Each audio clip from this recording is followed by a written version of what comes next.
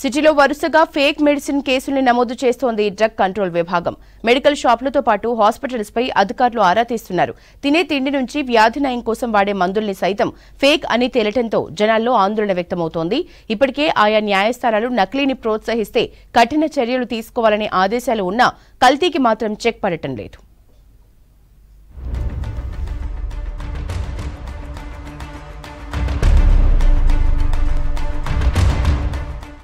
Greater Hyderabad లో fake మెడిసిన్లు తరచుగా పట్టుబడడం ఆందోళన కలిగిస్తోంది.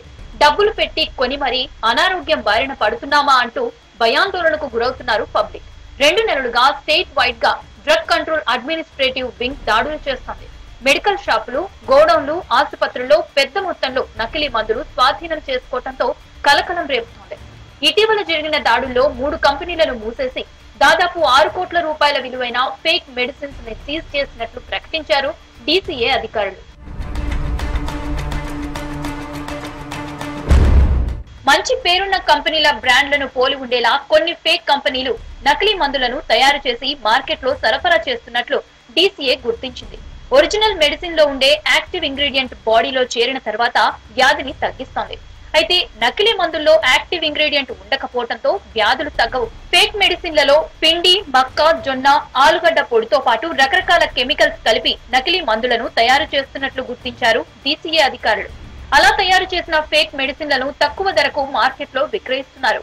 కొన్ని ఆన్లైన్ పోర్టళ్లను ఏర్పాటు చేసి ఒక సప్లై చైన్ సిస్టమ్ వాడుకుంటున్నారు. మొదటి రకం వచ్చేసి ఆ మెడిసిన్ లో పనిచేసే పదార్థం లేకపోవడం, అంటే యాంటీబయాటిక్ అనే మెడిసిన్ లో యాంటీబయాటిక్ లేకపోగా తక్కువ ధరకు వచ్చే విటమిన్స్ ని కానీ అలాంటివి యూజ్ చేస్తారు. రెండవ రకం పనిచేయని అనవసరమైన పదార్థాలని తయారీలో యూజ్ చేయడం, అంటే యాంటీబయాటిక్ స్థానంలో పనిచేయని అనవసరమైన పదార్థాలు లైక్ శుద్ధ పొడి, చాక్ పీస్ పిండి, మొక్కజొన్న పిండి లాంటివి తయారీలో యూజ్ చేస్తారు. మూడవ రకం వచ్చేసి తక్కువ స్థాయిలో తక్కువ డోస్ ని యూజ్ చేయడం, యాక్చువల్ మెడిసిన్ డోస్ కంటే తక్కువ డోస్ లో యూజ్ చేయడం వల్ల ఆ మెడిసిన్ పనిచేయదు. మెడికల్ షాప్ లో ఓనర్లు మెడిసిన్లపై ఎక్కువగా డిస్కౌంట్ ఇస్తే డౌట్ పడాలంటున్నారు డాక్టర్లు. గతంలో తీసుకున్న మందుల ధరతో పోల్చినప్పుడు తక్కువకు వచ్చినా జాగ్రత్త పడాలంటున్నారు. 300 రకాల అత్యవసర మందులకు బార్కోడ్, QR కోడ్ ఉండాలని కేంద్ర ప్రభుత్వ మార్గదర్శకాలు ఉన్నాయని చెబుతున్నారు. కొనే సమయంలో ప్యాకేజింగ్ సరిగ్గా ఉందా లేదా అన్నది 1కి 2 సార్లు క్లారిటీ తీసుకోవాలని సూచిస్తున్నారు డాక్టర్లు. తక్కువ డోసులో ఉండేటువంటి పదార్థం వల్ల జబ్బు తగ్గకపోగా ముదడం జరుగుతుంది.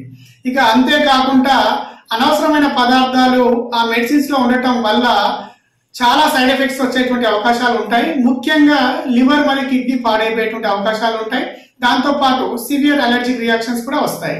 ఇన్ఫెక్షన్స్ అనేటువంటిది ఇతరులకు సోకే అవకాశం సమాజంలో ఉంటుంది. కాబట్టి అంటే ఉదాహరణకి టీబీని తీసుకుందాం. ఆ టీబీ అనేటువంటిది తగ్గనప్పుడు ఆ వ్యాధి ఇతరులకు సోకేటువంటి అవకాశం ఉండటం. నకిలీ మందుల వల్ల వ్యాధులు తగ్గకపోగా ఎక్కువ రోజులు వాడితే కొత్త సమస్యలు వచ్చే ప్రమాదం ఉందంటున్నారు డాక్టర్లు. దీర్ఘకాలం వాడితే కిడ్నీలు, లివర్, హార్ట్లు దెబ్బతింటాయి.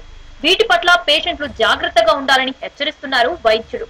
సో ఖచ్చితంగా ఎన్ని జాగ్రత్తలు తీసుకున్నప్పటికీ ఫేక్ మెడిసిన్స్ ని డాక్టర్లు సైతం గుర్తుపట్టడం అనేది కొంచెం కష్టంగా ఉంటుంది. కాబట్టి ఇక డ్రగ్ కంట్రోల్ అథారిటీ మాత్రమే దీన్ని రైట్స్ చేయడం ద్వారా గుర్తుపట్టడము జరుగుతుంది. కాబట్టి ప్రభుత్వం కూడా ఖచ్చితంగా చర్యలు తీసుకొని డ్రగ్ కంట్రోల్ అథారిటీ యొక్క సహకారంతో ఈ ఫేక్ మెడిసిన్స్ నిర్మూలించడం ద్వారానే మనము ఫేక్ మెడిసిన్స్ వల్ల కలిగేటువంటి అనర్థాలను మనము జాగ్రత్తలు తీసుకోవడం ద్వారా అరికట్టవచ్చు. కాబట్టి అందరూ ముందుకొచ్చి మనము కొన్ని జాగ్రత్తలు తీసుకోవాలి, ప్రభుత్వం కూడా దీంట్లో తోడ్పాటు చేయాల్సి ఉంటుంది. మెడికల్ షాపుల్లో మందులు కొనేటప్పుడు ఏమాత్రం డౌట్ వచ్చినా తమకు కంప్లైంట్ ఇవ్వాలని సూచిస్తున్నారు DCA అధికారులు.